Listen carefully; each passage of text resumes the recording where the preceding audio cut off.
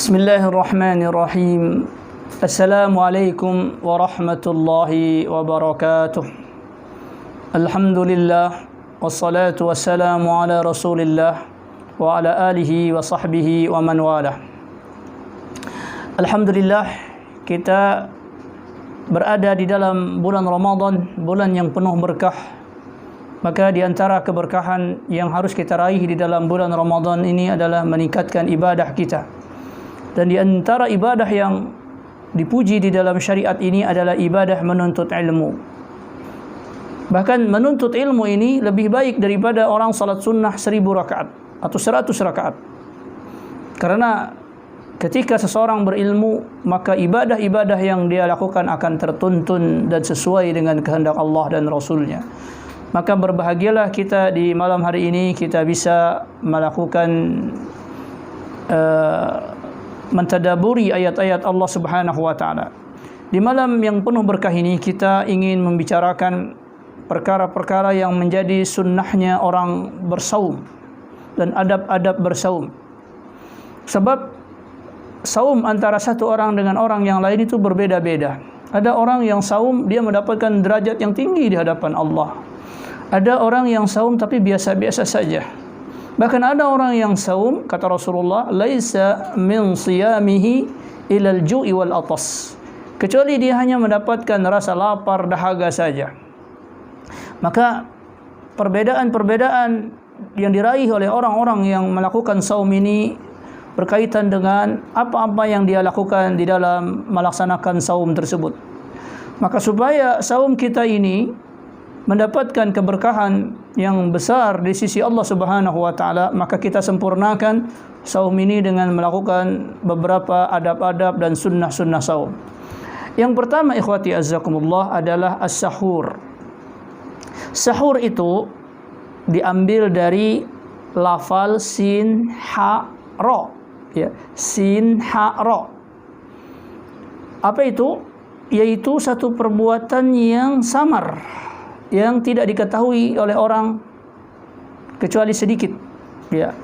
Karenanya sihir, perbuatan sihir itu adalah perbuatan yang tersamar. Ya, ketika ada orang menyihir orang lain mengguna-guna dalam bahasa kita, tiba-tiba saja orang itu sakit, tiba-tiba saja orang itu merasa pusing kepalanya tanpa tahu sebab-sebabnya, padahal dia sedang disihir.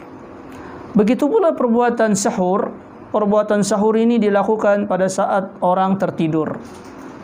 Pada waktu saat orang tertidur, dia bangun untuk bersahur. Maka perbuatan sahur ini merupakan sesuatu yang dipuji, ya, di mana seseorang bangun semata-mata karena Allah Subhanahu wa taala. Dia ingin melakukan saum di siang harinya, maka dia mempersiapkan diri dengan melakukan sahur, ya. Karena itu Rasulullah sallallahu alaihi wasallam bersabda, tasahharu fa inna fis sahuri barakah. Bersahurlah kalian karena sesungguhnya di dalam sahur itu ada barokah. Kita sudah sering jelaskan bahwa yang namanya barokah itu adalah mengumpulkan banyak kebaikan di satu tempat. Nah, waktu sahur ini adalah waktu terbaik, sehingga apapun yang dilakukan di waktu sahur itu sangatlah mengandung kemuliaan yang besar. Bahkan hanya orang minum air saja dia mendapatkan keberkahan. Dia memakan sebutir kurma untuk sahur, walaupun mungkin dia merasa kuat untuk saum di siang hari tanpa sahur. Tapi ketika dia bangun sahur, berarti dia mengalahkan tidurnya, mengalahkan kenikmatan hidupnya. Untuk siapa? Untuk Allah Subhanahu wa taala. Maka dia dari sini mendapatkan pahala yang besar di hadapan Allah Subhanahu wa taala, di mana dia bangun untuk taat kepada Allah. Maka benar Rasulullah SAW mengatakan, tasahharu fa inna fis sahuri barakah. Bersahurlah karena sesungguhnya sahur itu barakah. Dalam hadis yang lain yang sampai sanadnya kepada Amr bin As, dia berkata, Rasulullah SAW bersabda, faslu ma baina siyamina wa siyami ahli kitab aqlatus sahur. Kata Rasulullah, beda antara saum kita ini dengan saumnya orang Yahudi, orang Nasrani. Ya, saumnya ahlul kitab adalah makan sahur. Ya, makan sahur itu yang membedakan. Di agama Nasrani mungkin ada sahur, ada saum. Di agama Yahudi mungkin juga ada saum. Tapi apa yang membedakan, kata Rasulullah, yang membedakan orang muslim dengan orang ahlul kitab adalah orang muslim itu kalau mau saum dia sahur. Ya. Inilah yang membedakannya. Karenanya orang yang tidak bersahur berarti dia mengikuti apa? Mengikuti ahlul kitab. Dan Rasulullah SAW bersabda, "Man tashabbaha biqaumin fahuwa minhum." Barang siapa yang meniru-niru satu kaum, maka dia adalah bagian dari kaum tersebut. Maka khaliful Yahuda wan Nasara, berbedalah dengan orang-orang Yahudi dan Nasrani. Maka kita makan sahur adalah untuk membedakan kita dengan agama Yahudi dan Nasrani tersebut. Lalu kata Rasulullah SAW, saking mulianya orang sahur itu sampai perbuatan yang paling ringan di dalam sahur pun mendapatkan keberkahan. Rasulullah SAW dalam hadis Abdullah bin Amr bin As, bahwa Rasulullah SAW bersabda, "Tasahharu walau bijur'ati ma'in." Kata Rasulullah, sahurlah kalian walaupun hanya seteguk air. Bayangkan, walaupun seteguk air. Kita pikir apa kuatnya orang minum air putih seteguk untuk esok hari saum? Maka jawabannya, karena dia bangun untuk Allah di waktu sahur tersebut, dia memasrahkan dirinya melakukan syariat yang diperintahkan oleh Allah Subhanahu wa taala. Maka walaupun perbuatan itu hanya seteguk air, maka itu keberkahan yang luar biasa di dalam bersahur. Juga Rasulullah SAW memberikan satu faidah kepada kita, kalau kita ingin sahur, apa makanan yang paling bagus untuk kita makan di dalam sahur. Rasulullah SAW mengatakan dalam hadis yang sanadnya sampai kepada Abu Hurairah radhiyallahu anhu, di mana Rasulullah SAW bersabda, ni'ma sahuril mu'min at-tamru, kata Rasulullah. Sebaik-baiknya sahurnya seorang mukmin itu adalah kurma. Bayangkan. Ya.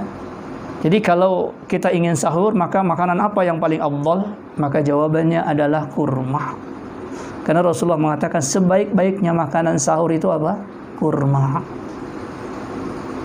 Kita tidak tahu apakah pandangan medis seperti apa. Yang jelas literatur kesehatan menyebutkan bahwa kurma ini memiliki nutrisi yang sangat kuat dan memiliki energi yang kuat, ya, sehingga dia bisa memberikan ketahanan seseorang untuk melakukan saum di siang hari. Bahkan pernah didapatkan di rumahnya Rasulullah SAW tidak ada kecuali al-aswad wal abyad, kecuali hanya ada yang putih dan yang hitam. Apa yang putih itu? Yaitu air putih, dan yang hitam itu adalah kurma. Dan itu Rasulullah SAW merupakan pribadi yang kuat secara fisik, ya. Maka bersahur dengan kurma ini merupakan satu kebaikan. Kemudian juga di antara adab kita melakukan sahur adalah ta'khirus sahur. Ta'khirus sahur yaitu mengakhirkan sahur. Jadi kalau orang bangun sahur jam 2, makan sahur itu tidak merupakan kebaikan, ya. Jadi kalau mau bersahur, akhirkanlah waktunya sampai menjelang waktu azan subuh, mendekati azan subuh. Ya kira-kira 50 ayat menjelang waktu subuh bersahurlah, ya. Dan selesaikanlah sahur itu sebelum datang waktu subuh. Ya kira-kira waktu jedaknya sekitar 10, 20, 30, 50 ayat. Maka kita bersiap-siap sudah untuk salat subuh, ya. Tetapi kalau terlalu lama dari waktu subuh, itu bukan merupakan sahur yang bagus, ya. Rasulullah SAW sebagaimana diceritakan oleh Anas bin Malik dari Zaid bin Thabit, qala, dia berkata, Zaid bin Thabit bercerita, tasahharna ma'a an-nabi sallallahu alaihi wasallam. Kami pernah sahur bersama Nabi sallallahu alaihi wasallam. Thumma qama ila shalah. Kemudian kami salat, ya, salat maksudnya salat subuh, ya. Jadi kami salat bersahur bersama Rasulullah, setelah itu kami melakukan salat subuh. Qultu, lalu Anas bin Malik bertanya kepada Zaid bin Thabit, kam bainal adzani was sahur? Kira-kira jarak antara azan subuh dengan sahur itu berapa waktunya? Ya.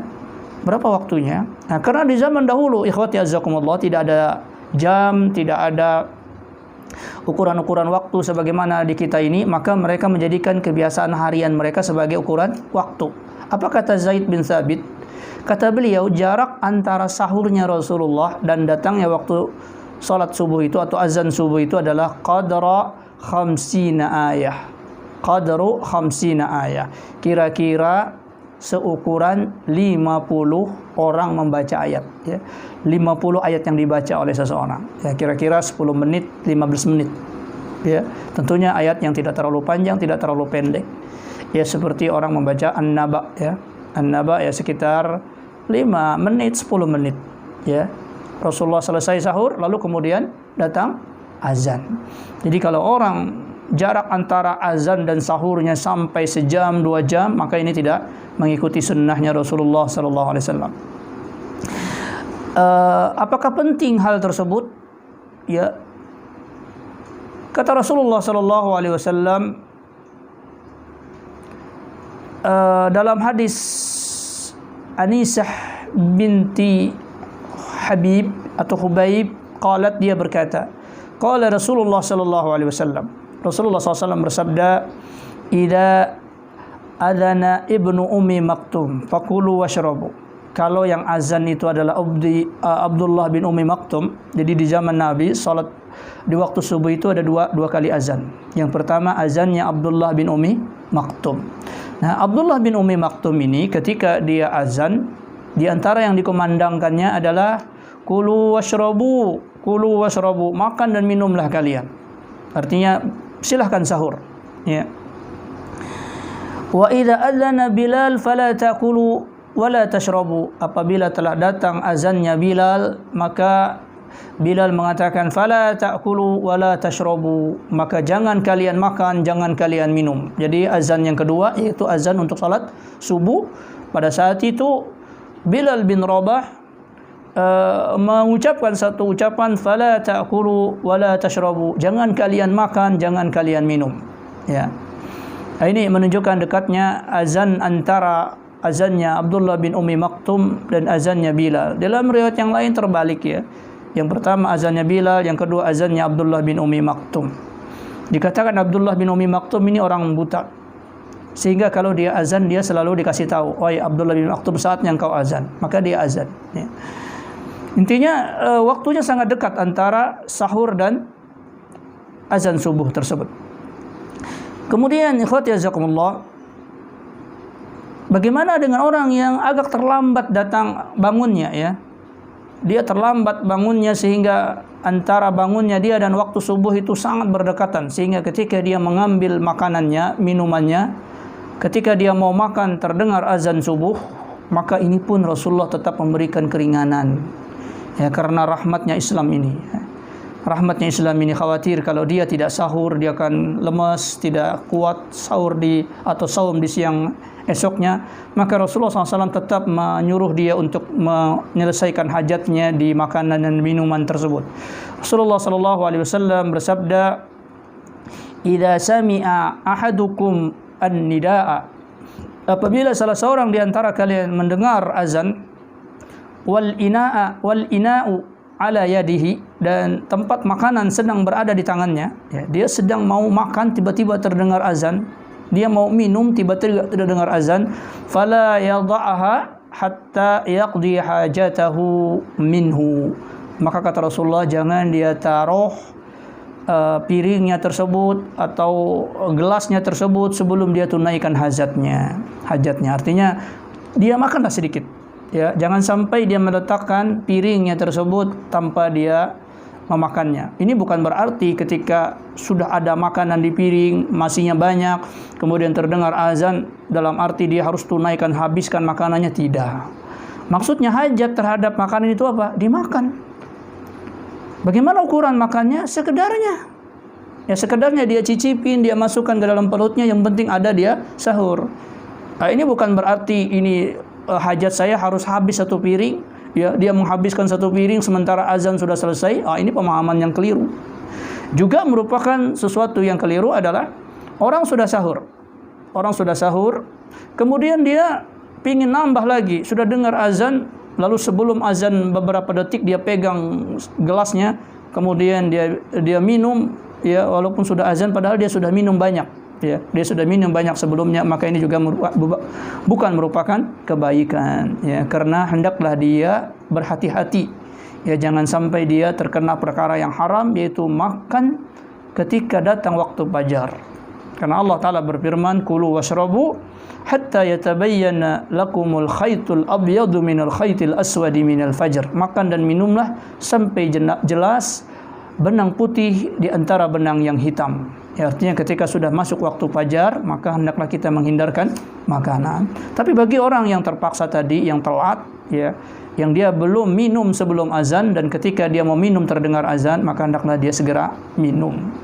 Dan cukuplah itu seteguk, ya kemudian dia selesaikan, artinya dia hentikan karena sudah datang azan. Demikian ikhwati jazakumullah, adab kita hari ini berkenaan dengan makan sahur. Semoga apa yang saya sampaikan ini bermanfaat bagi saya dan bagi para pemirsa sekalian.